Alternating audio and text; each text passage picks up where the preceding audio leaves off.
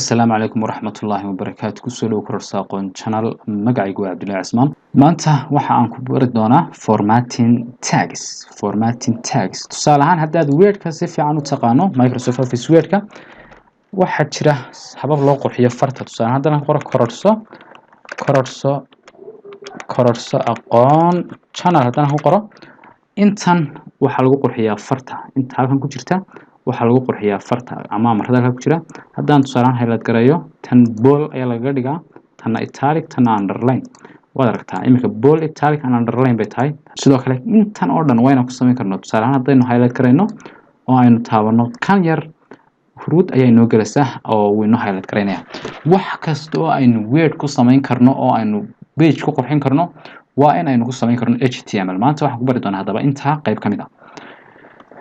ama formatting tags intooda ugu muhiimsan qaybaha qaar sida alignment-ka iyo waxaan waxay nagu tagi doonaa CSS laakiin maanta waxaan ku barayaa intan ayaan ku bari doonaa okay aan tago imika code-keeni ugu dambeeyay sidoo kale aan ku soo furo browser-ka waa kan paragraph-kan weeyaan halkan ayuu noo joogay waxaan doonayaa this is my first paragraph in aan fartan ka dhigo mid bold ah tags-ka aan ku bari doono bold baa ugu horeeya okay this is my first paragraph halka this is my first this halka ka bilaabmayso ama halka ka dambayso opening tag ayaad ku qoraysaa b waxay taagan tahay bold waana soo xidhaysaa haddana halka uu ku xidhmayo tag paragraph-ku horteeda ayaad imanaysaa waxaad qoraysaa bracket waxaad qoraysaa slash isaga ayaa xidhaya b-da kale isaga xidhaya haddii aan hadda save gareeyo oo aan file tago ka bacdina aan save raahdo oo aan browser-kayga tago oo aan refresh gareeyo waxay noqotay this is my first paragraph waxay noqotay bold ayay noqotay haddii aan kan ka hooseeyo isna italic ka dhigo oo aan b-dan horteeda yar tago waxaan kaliya qorayaa baan qorayaa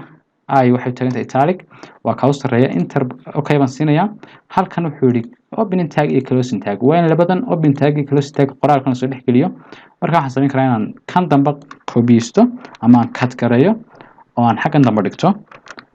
ka bacdina aan save gareeyo control s baan taabtay ka bacdina aan refresh idhaahdo intan this is another paragraph-na waxay noqotay italic ama far yaro italiga sidaad arkayso okay waxaan ku xigsiinayaa italic waan aragnay underline ayaan ku xigsiinaynaa I do the same things every day halka ay every day entire every day ayaan ka dhiganaa underline ka bacdi waxaan taabanaynaa every day da halka ka bilaabmayso ayaan tagayaa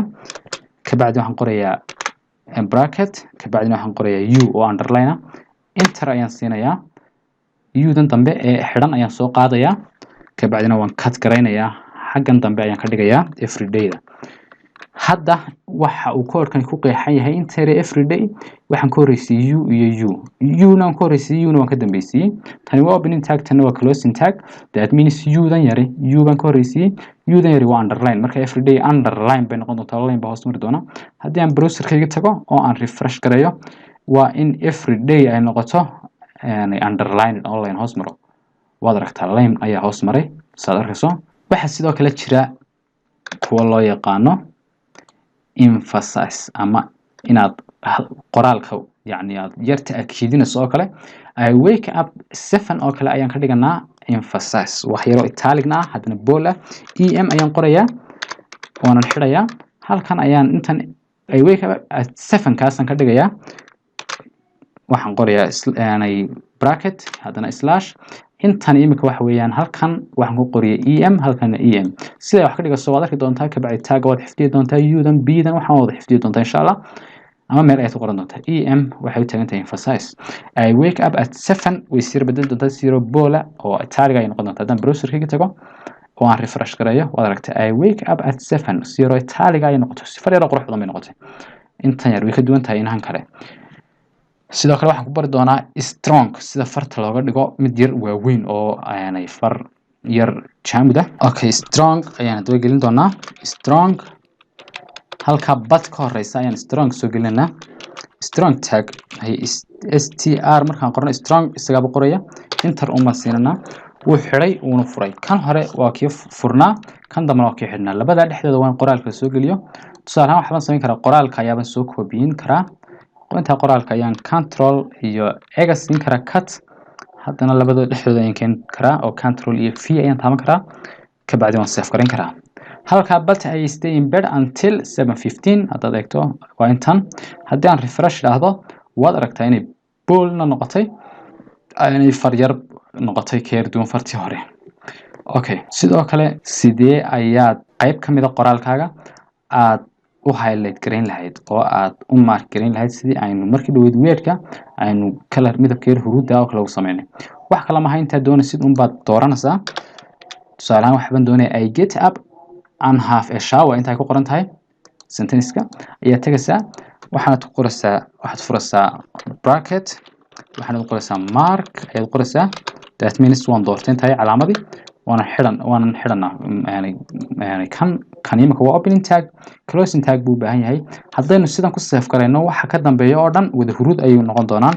halka aynu ku xidhno un buu laakiin ku istaagi doonaa haddaan imika waan save garaynayaa baadasan ayaan ku save garaynayaa kabacdi waxaan tagayaa browserkaygii refresh ayaan siinayaa waad aragtaa intii ka dambeysay wada huruud ay noqotay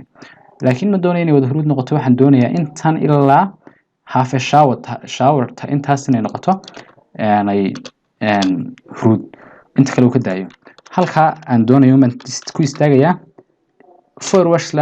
slash man qorayaa isaga ayaaba inta kale dhamaystiraya waayo programkan aan isticmaalayo wax badan ayuu ka caawinaya isaga furaya isaga xidhaya wax walba isaga qoraalka dhamaystiraya sida markaan u sameeyo waan save gareynayaa hadda markaan save gareeyo waxaan tagayaa browserkaygii waan refresh gareynayaa intan oo dhan waan ka qaado halka half a shower ku joojiyo waad aragtaa ka inta yar ku joojiyo taasina waa taa sidoo kale waxa aynu eegi doonaa oo kale oo formatting tagisa tusaale haddaynu tagno imika wordkeena markaad xisaabo kala qorayso waxaanu isticmaalnaa egas square oo kale inaad samaysaa laga yaabaa egas iyo square-ka tuuba la qoraa markaad word isticmaalayso kabacdi waxaa la yidhaahdaa square-ka superscript kaas ayaa la doortaa egas square ay noqonaysaa sidoo kale egas oo base-keedu yahay 2 haddaad doonaysid egas 2 inta la qoro unba halkan la doortaa subscript labadaasna waa inaan ku samayn karno tusaale ahaan halkan ayaynu gashanay paragraphkaas waxaa noogu dhex jira egas ayaa noogu dhex jirta paragraphka egas markay hay noogu dhex jirta egas waxaanu sameynaynaa egas power 2 saan uga dhigno egasta markaan qorno waxaan qoranaa power 2 saan uga dhigno sub oo subscript u taagan kabacdi enter ayaan siinaynaa waxaan qoranaa 2 ama 3 hadba powerka waxaan ka dhigano halkan waxaan code un baa u dhaxeeya labadan way isku dhegsanaan doonaan egas iyo egas power 2 bay noqon doontaa meeshan waayo subtan ayaa power u taagan power gare haddaan imika save gareeyo oo aan refresh ilaahdo egas power 2 waa halkan noogu soo qoray waad aragtaa egas sub 2 haddaan doonayo halkan uma keer durqayaa waxaan taabanayaa ama line hoos aan u rido si aan line hoos u rido waxaan taabanayaa br okay halkan hoos iska tagayaa ama halka line ka u dambeysaba waxaan qorayaa egas waxaan qorayaa egas sub hadana waxay ku kala duwan yihiin mid waa subscript midna waa superscript waan xirayaa hadana waan furayaa su waxaan qorayaa forward slash isaga xidhaya labada dhexdooda kan furan iyo kan xidhan dhexdooda ayaan ku qorayaa 2 that means egastan iyo tuugana dambeynaya wuxuu noqonayaa hooseeye oo hoosteer ay ku geli doonaa haddaan control s taabtaa save oo aan refresh gareeyo halkan line kale ayuu ka samayn doonaa kuwan hoos biga gelin doonaa waayo br ayaan adeegsaday egas sub 2 halkan ayuu keeni doonaa ay la eegata okay kuwaana waad aragtay sida loogu sameeyo hadda waxaanu aragnay formatting sida loogu sameeyo intan waan aragnay badankeyga kan waan aragnay oo highlighter-ka ah sidoo kale waxaan aragnay egas square ama line sidii loo dhex marin lahaa line tusaale ahaan shay baaba tidhi wordka waxa loogu adeegsadoo kale shay baad leedahay qiimihiisii hore intaas ayuu ahaa tusaale ahaan shay ayaad leedahay qiimihii hore baad leedahay wuxuu ahaaba $300 kabacdi waxaad doonaysaa inaad line dhex mariso oo qiimaha cusub oo kaliya aad line ka dayso halkan ayaa la dhex tagaa line ka yar hadda in badan ayaa dooranay inteer baan dooranayaa kabacdi line ka yar baan dooranayaa intaas ayuu line dhex mariyay sidaan saa u samayn karayaa kana waxaan ku samayn karayaa tusaale ahaan paragraph dhexdiisa inaan tago iska paragraphkan br baan iska adeegsanayaa waxba space-yadan aan baxayaa micno ma samaynayaan adoo hadba saad u qurxinaysaa hada yaqaana meel isbanaan baan imika tagayaa waxaan qorayaa imika qiimihii hore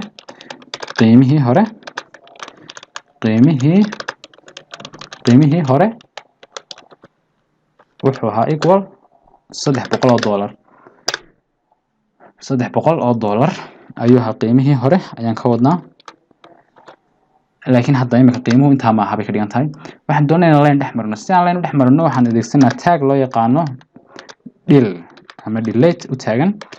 del isagaa bay qoraya oo ka halkani waa open halkana waa closing muhiimaddu waa inaan qoraalka labadan dhexdooda gelino haddii kale waxba wax us qabanaya ma jirto kan dambaan koobisananaa ama cut garaynanaa xagga dambe ayaan ka geynaynaa halkan ayaan ku paste garaynanaa markaana waan save garaynanaa markaan save garayno halkan haddaan refresh dhahno waad aragtaa halkan qiimihii hore oo ka line buu dhex mariyay $300 taasina waa taa maanta casharka intaas ayaan ku soo koobayaa waxaad baratay formatting tags ayaad baratay tagiska aad baratay haddii aan kugu soo koobo halkan formatting tags ayaad maanta baratay haddii aan ku tuso waxyaabaha aad baratay waxaa ka mid ahaa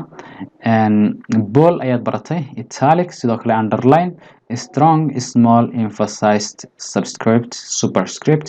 iyo del oo line la dhex marinayo b waxay taagan tahay bold ka dhig italicna I bay u taagan underline u strongna waxay farta yar bila ka dhigaysaa small minan adeegsan laakiin iyadoo tijaabi farta yar yareynaysaa m waxay ka dhigaysaa emphasized far la yar ta'kiidi ama la yar jiifta subscript waxa weeyaan waa far yar oo aanay egas sub 2 oo kale markaan leenahay ama egas space 2 superscriptna waxa weeyaan egas power 2 oo kale line 2 na waa markaad leedahay shayga qiimihiisa hore intaas oo oo line dhex maran soo kale casharku maanta intaas inagu joogo waad ku mahadsantahay daawashadaada ku xidhnow kororsa aqoon channel u share gar asxaabtaada